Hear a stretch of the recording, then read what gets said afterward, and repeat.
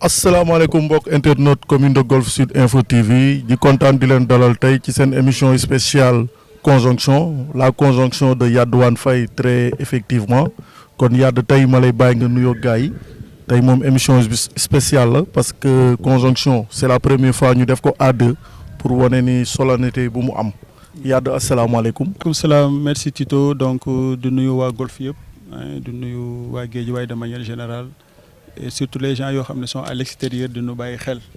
Donc, effectivement, comme nous l'avons dit, c'est la conjonction de Yadouane Faye.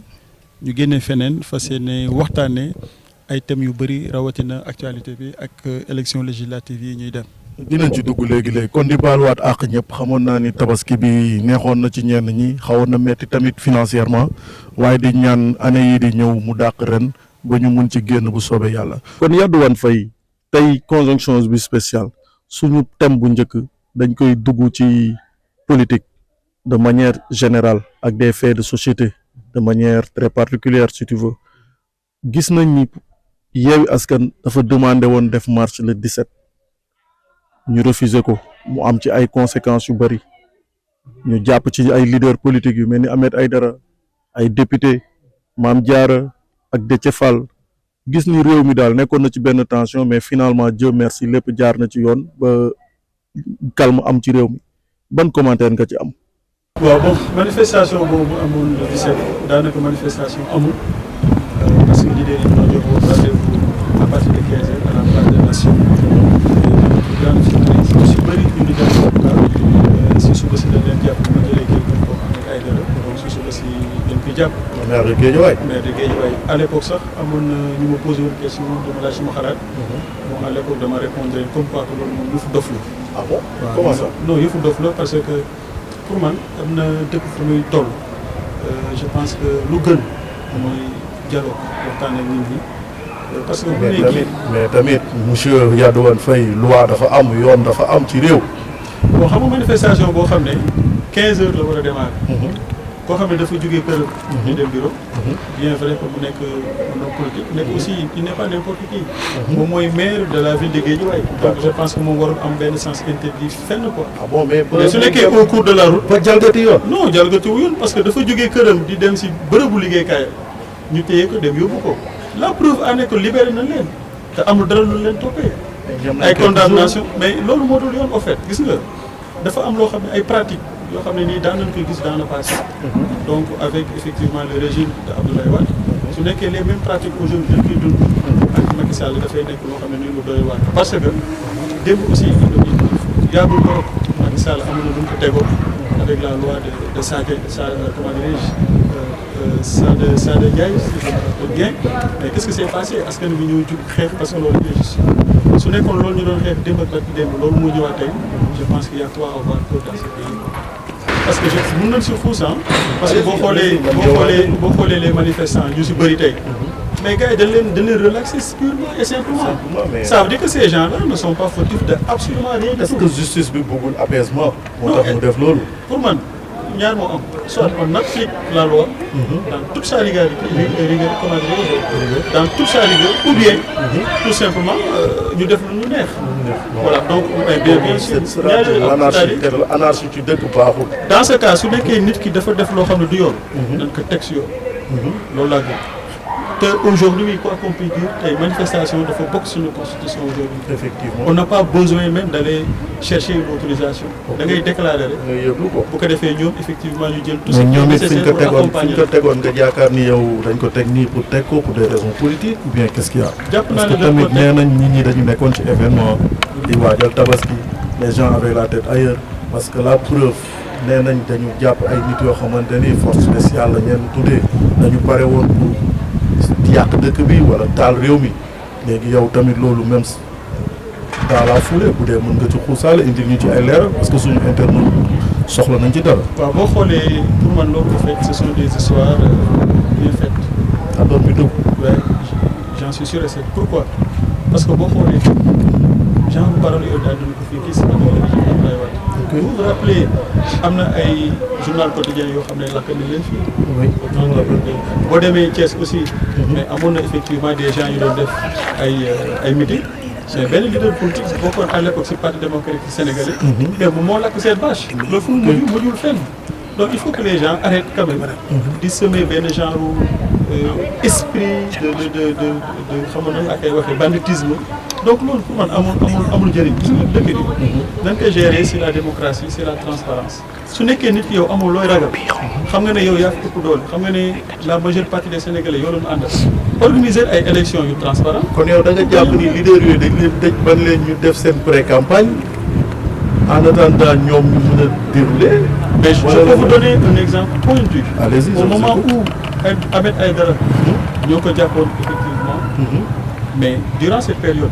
nee na Fatoumata Tall nga xam ne moom mooy candidat benn bokk yaakaar. ici à Guédiawaye. mais moo ngi doon def ay proximité. ok elle était à Golf Sud dans la commune de Golf Sud def ay proximité. dem na Parcelles ainsi de suite te lu mu lay wax nii mun naa ko étayer wala ma jox la ay preuves yu leer pour vous dire que pour man nekkul loolu mooy affaire du gentleman quoi. démocratie soit da ngay nekk un démocrate wala nga nekk leneen. Et je pense qu'aujourd'hui, avec tout ce que le régime, qu'on a vécu avec le régime effectivement d'Abdoulaye Wade, te waroon na nous dépasser fii. Et c'est malheureux affaire aux forces spéciales. ok merci voilà très bien loolu laa bëggoon nga ñëw ci parce que temps bi ñu may. pour man c'est une histoire montée de toutes pièces. Parce que quelqu'un comme Pape Mamadou Seck, c'est quelqu'un que je connais. que tu connais. Très bien même parce qu'on se côtoie et d'ailleurs je vous dis que tous les dimanches ñu ñooy nekk ensemble à la plage de Golf Sud. dunoo sax créer benn équipe ñu tuddee ko foot dimanche. équipe boo xam ne nii ñu bëri ñoo si bokk da ngay adhérer pour nga bokk si. souvent les dimanches de 11h ba 14h ñu ñooy rencontré wu. et au-delà de ces heures là aussi dinañ faral moom di gisee lu bëri fii au niveau de cité Aliou Sow.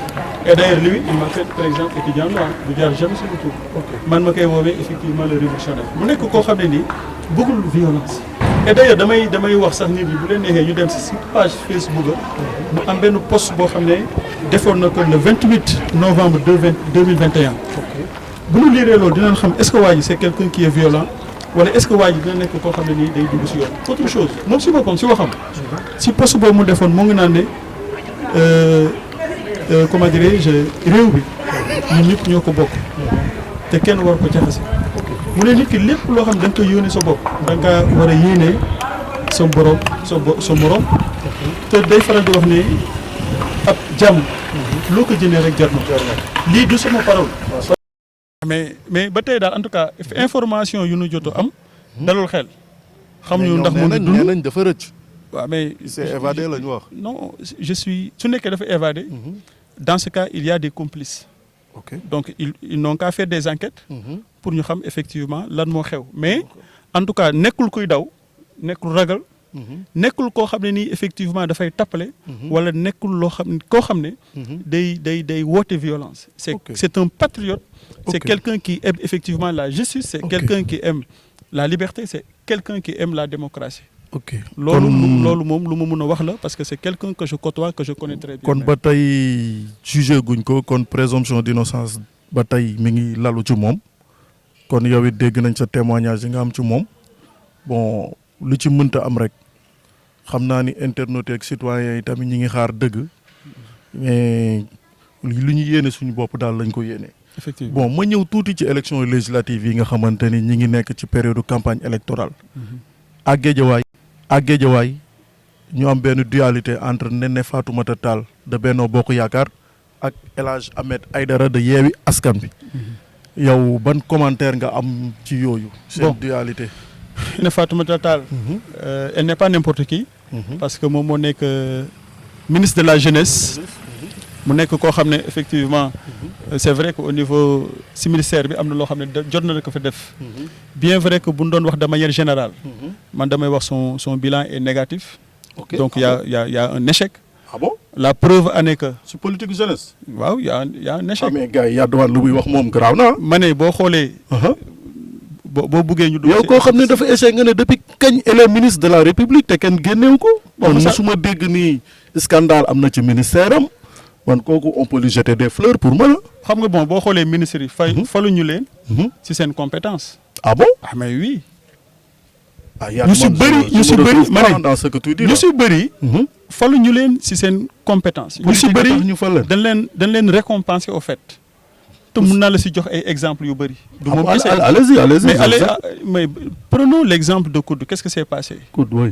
amul woon rapport bu fa génn. interdit à ce que moom mu occuper les fonctions publiques dans ces pays-là. Qu'est-ce qui s'est passé? amul promotion. donc génnal foofu en plus de cela tey boo xoolee combien de jeunes. ñoom ñoo jël effectivement ay gaal dugg ci géej bi lan moo tax. c'est pour chercher en réalité une meilleure vie. Ce sont des gens qui se sont découragés. Mais je peux vous donner un autre exemple. Jokkoo ak Macky Sall bi d'ailleurs. Man je l'ai dit le président nee naa ko. Ici à Guédiawaye on n'a pas un problème de formation mais on a un problème d'emploi. waxuñu état moo war a joxe emploi. Voilà. Mais état dafa war a baliser le terrain permettre à ce que les sociétés qui sont là les entreprises privées puissent recruter des gens puissent recruter des jeunes. mais su nekkee entreprise yooyu tey dañ leen xeex teg leen loo xam ne nii mënuñu ko. bu boobaa yow suñuy rey entreprise si nga bokk. la preuve en est que yenn sociétés yu mag yi ñan ñoo ko yore. mais ce sont des étrangers. Oui. donc su nekkoon dunoo jàppale. les nationaux qui sont là. à partir de ce moment là mën nañu jàpp ne effectivement def nañu ay efforts. mais boo xoolee jeunesse bi tey dunoo tumranke jeunesse bi dunoo sonn jaaxle looloo tax ñu si bëri tey. préférer quitter ce pays-là. Allez dans les ambassades, vous allez voir. Il y a des cas extraordinaires. Oui. Mais si on a une politique jeunesse fiable, vous pensez que ces gens-là, ils dem di mais il y a de donc politique Bien sûr. Quels sont les atouts de El Hadj Ahmed Aïdara donc? Bon, c'est vrai que mon ex le maire. Ouais. Comme nous ma ko waroon wax man damaa jàppoon ne élection yu passé locales yi man damaa jàppoon ne maire dañ ko war a jox koo xam ne nii maanaam dafa bokk ci gouvernement bi ok wala ñu jox ko benn personne indépendante donc on devait laisser Alioune Sall à Guédiawaye Lat Diop à Golf Sud mais au fait même si que bokk naa ñu jàpp ne Lat Diop en tout cas nekk na koo xam ne il est arrogant mais jàppaan naa ne effectivement il serait un bon mais je suis désolé de le dire que tu retires ça quoi. Non je ne retire pas c'est la triste réalité. Comment ça? Parce que Golf vient de perdre, c'est ce que tu me dis indirectement. Non, c'est ce que tu viens de me dire indirectement. Tito, c'est ce que tu viens de me dire indirectement. Mais on a fait une enquête de moralité. Ouais. Yow yaa ngi woon ci terrain bi. Ouais. Mais effectivement lu nu am ci terrain mooy lan. Ku gis boppam la ku yëg boppam la. C'est quelqu'un qui est arrogant, c'est quelqu'un qui ne sait pas parler. Je ne saurais confirmer cela. Je ne saurais confirmer cela, je suis désolé. Mais nañ jàll côté boobu comme vous venez. Non, mais il faut que je continue. Man jàppoon naa ne donc lu si mel ni maire da nga koy jox koo xam ne au fait am na benn levier étatique wala kon foofu lañ déggoo man ak yow quoi. waaw non on est d'accord kon c'est bon déggoo parce que gëm naa ne dama gëm ne tey su nekkee da nga jël benn mairie. kon ñii bu ñu am ci ñoom yaakaar. Tant que Macky Sall sera là. waaw parce que Macky Sall au fait il n'est pas un gentleman. mais sama gars yi kon waa Golf waa Guédiawaye yéen a ma dégg ak yeneen gox yi nga xamante ni Benno Bokk Yaakaar neew fa ça c'est que xaw ma luy xew après 2024 mais vous aurez de sérieux problèmes population bi yéen laay waxal. ça c'est sûr yàdd nga baal ma suñu temps bu ñu jox bëriwul. mais léegi dañuy ñëw toujours ci lancé bi ci politique bi bilan wu est-ce que mën nga ma defaral résumé bilan wu 13e législature bi parce que on a juste 2 minutes. En 1 minute nga defal ma bilan wu 13e législature bi ak bii di ñëw 14e bi yow aussi en total daal. Bon, il y a 2 minutes. Je me dis que ma législature bi comme 12e bi aussi. yaakaar naa bokk na yu gën a yées ci taarixu politique Assemblée nationale du Sénégal. mais yaa de yow le citoyen boo xam ne day sànni xeer rek la quoi. Non parce que ce que je dis là. Ouais. Mais ils ont fait quelque chose ici quand même. Ils ont fait quelque chose. Ouais. mooy lan. mooy di saaga di xasante. di xeex à l'Assemblée nationale. Dans tous les pays du monde rares sont les pays yi ngay dem seen assemblée amul dualité amul affrontement loolu bon. mais amul am dualité. pour man mu nekk des débats techniques. mu nekk des débats techniques. mais des gens très riches des gens yoo xam dañuy insulter di saaga. mais vous avez vu sunu député bu nekk fii Guédiawaye. mais ñun ñëpp dégg nañ ko. mu dem di saaga ndey. est-ce que ñu dañoo war a am genre député yooyu. Non. Maintenant en ce qui concerne cette 14e législature bi aussi. Allez-y, je vous écoute. xam lu tax man jàpp naa ne lu fi amoon moo fi nar a amaat xam lu tax. parce que jàpp naa ne nu ñuy tànn député. surtout avec la liste nationale. moom dañu war a réformer dañu ko war a changer. donc jàpp naa ne ñii di ñëw pour man. xam nga lan mooy seen liggéey. ñu jéem a changer nu ñuy falee député. parce que su nekkee yow am na benn liste nationale boo xam ne. maanaam chef de parti bi mooy toog bureau. kon fa nekk mu def ko fa. mais loolu pour man kooku aussi. du fa nekkal askan wi. mais ku ko fa def la fay nekkal. ah très bien donc loolu mooy problème bi. lu ñu séddoon ci temps jeex na.